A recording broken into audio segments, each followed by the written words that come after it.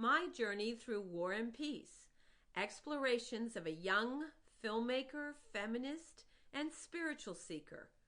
Written and read by Melissa Burch. Chapter 1, Afghanistan Ambush.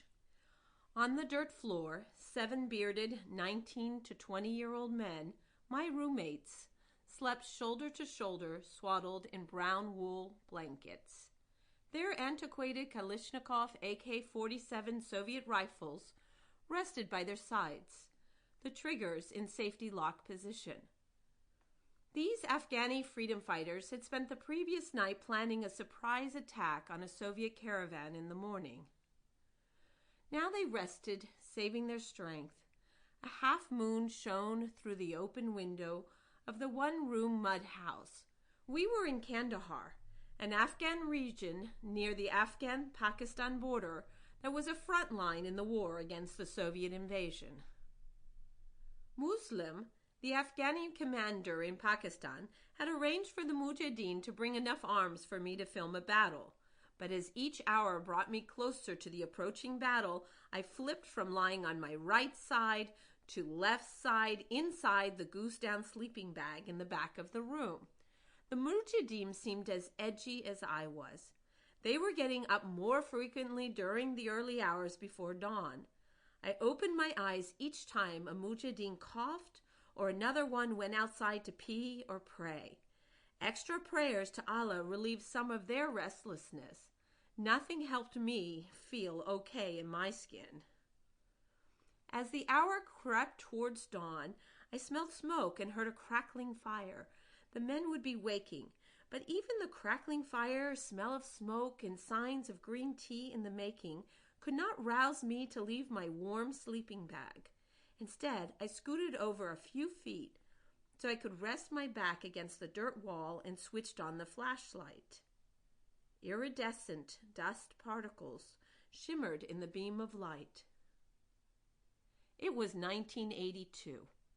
I had turned 21 years old on the border, dividing Afghanistan with Pakistan a week ago. Under the pretext of wanting to liberate Afghan communists and fight Islamic extremists, the Soviet Union had staged an invasion in 1979. They were after valuable natural resources in Afghanistan: natural gas, uranium, iron ore, and copper, and easier access for trade with India and the Middle East.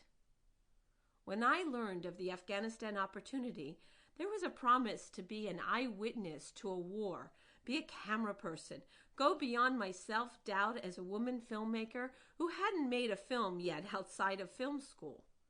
In this remote wilderness, I wanted to discover an aspect of myself that felt whole, strong, and confident. And there was something stronger, a magnetic force drawing me to adventure, to a future unknown.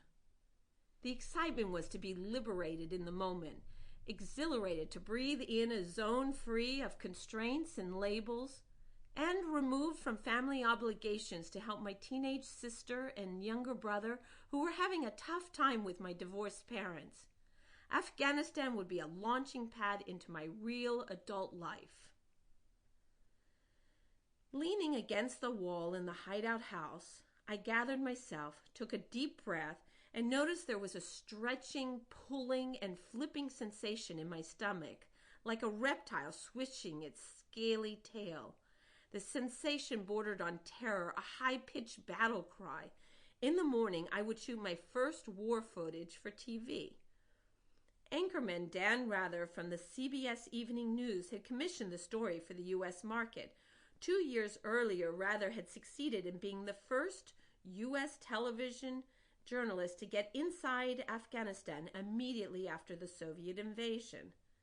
The televised 1-minute news clip showed him standing across the border after he sneaked in disguised in Afghani clothes. He was one of the few U.S. journalists who had covered Afghanistan. If everything went well, my footage would be broadcast on CBS for the 3rd year anniversary of the Soviet invasion.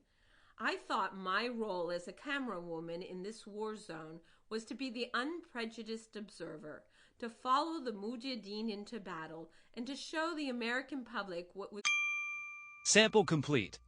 Ready to continue?